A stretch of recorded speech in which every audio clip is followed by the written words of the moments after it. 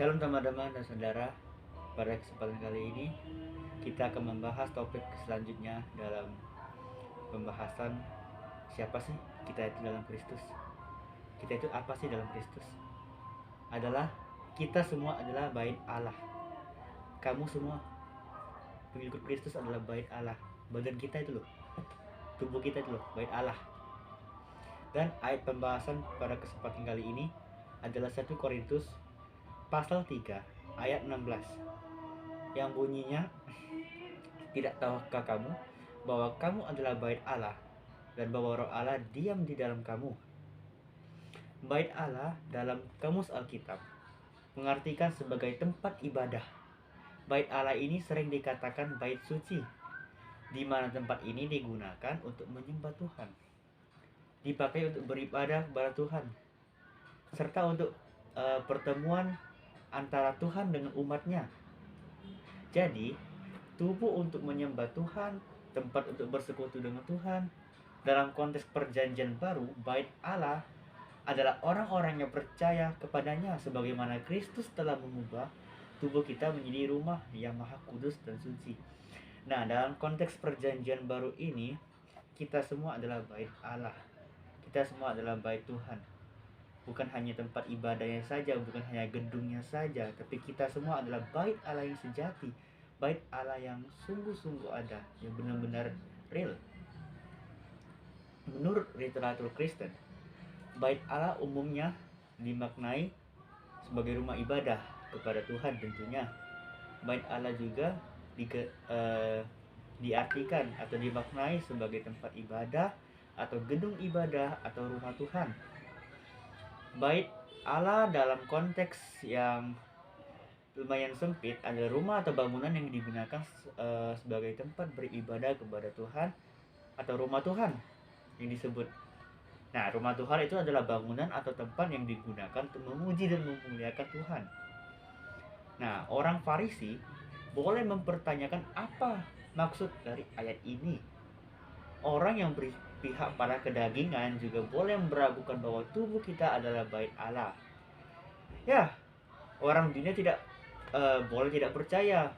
Ia boleh tidak percaya bahwa Roh Kudus diam dalam hati dan batin orang yang percaya kepada Yesus Kristus. Tetapi, bagaimana dengan sikap kita sebagai orang yang percaya kepada Kristus? Apakah kita tidak tahu bahwa Tuhan diam dalam diri kita? Dalam wujudnya yang ketiga, yaitu Roh Kudus. Apakah kita sebagai orang percaya juga meragukannya? Apakah kita tidak percaya? Kalau orang yang percaya meragukan firman Tuhan, bisa disebut apa dia? Sombong sekali orang itu, tinggi kali hatinya, dan angkuh, bisa disebut angkuh dirinya. Dia benar-benar sangat arogan, sangat sombong orangnya. Ingatlah, hati dan tubuh kita adalah ciptaan Tuhan. Hati dan tubuh kita adalah karyanya, ciptaannya, yang dibentuk dari tanah. Hati dan tubuh kita adalah milik Tuhan. Bahkan hidup kita ini pun karena perkenaan Tuhan. Jika Tuhan tidak berkenan kita hidup, kita tidak mungkin hidup sampai saat ini. Dan kalian pun tidak dapat menonton video ini. Dan saya pun jika tidak diperkenankan Tuhan, tidak dapat membuat video ini. Oleh sebab itu, Tuhan berkenan diam di dalam hati orang yang percaya, dan Roh Kudus diam di dalam hati dan batinnya. Dalam hati kita, yakinilah dan imanilah hal itu, bahwa firman Tuhan adalah ya dan amin. Ya dan aminnya surga. Bahwa firman Tuhan tidak pernah berubah. Firman Tuhan tidak pernah salah. Dan firman Tuhan adalah kebenaran yang sejati. Hal yang paling benar di dunia ini adalah firman Tuhan. Buku yang paling benar di dunia ini adalah buku Alkitab. Paling benar. Memang buku lain ada hal benarnya, tapi yang paling benar adalah Alkitab. Tubuh dan hati, maksudnya tubuh, hati, dan batin kita adalah bangunan rumah Tuhan yang sejati. Hati dan tubuh kita adalah rumah yang Tuhan ciptakan sendiri. Nah, hati dan tubuh kita adalah rumah Tuhan yang dijadikan dari tiada menjadi ada melalui firman-Nya. sejak awal mula penciptaan, yaitu pada saat Tuhan menciptakan langit dan bumi dengan segala isinya, dari kosong menjadi ada hanya dengan firman. Tubuh, hati, dan batin kita adalah rumah Tuhan yang diciptakannya untuk memuliakan nama Yesus, nama Tuhan di seluruh muka bumi sejagat raya. Tidak peduli di mana posisi kamu, tubuh kamu itu untuk dipergunakan untuk memuliakan nama Tuhan. Karena tubuh kita adalah bait Allah, maka roh Allah yang diam dalam hati kita. Karena tubuh kita adalah bait Allah, kita harus menjaga tubuh dan hati kita agar tidak jatuh dalam dosa. Jika kita menjaga tubuh kita sebagai bait Allah, maka Roh Kudus akan kerasan, atau bahasa lainnya betah loh. Betah, enak tinggal dalam tubuh kita. Tubuh kita kan adalah bait atau rumah. Nah, jadi apabila kita menjaga kekudusan tubuh kita sebagai bait Allah, maka roh Allah, Roh Kudus senang tinggal dalam hati kita dan dalam tubuh kita. Roh Allah akan diam di dalam hati setiap orang yang percaya kepadanya.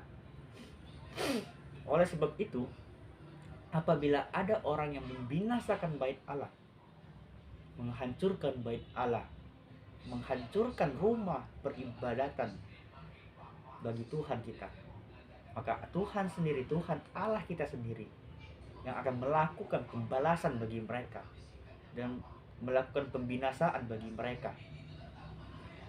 Tuhan Allah sendiri yang akan mengadili dan menghukumnya.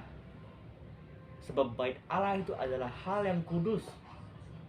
Bait Allah itu adalah kudus. Sebab diri kita adalah bait Allah.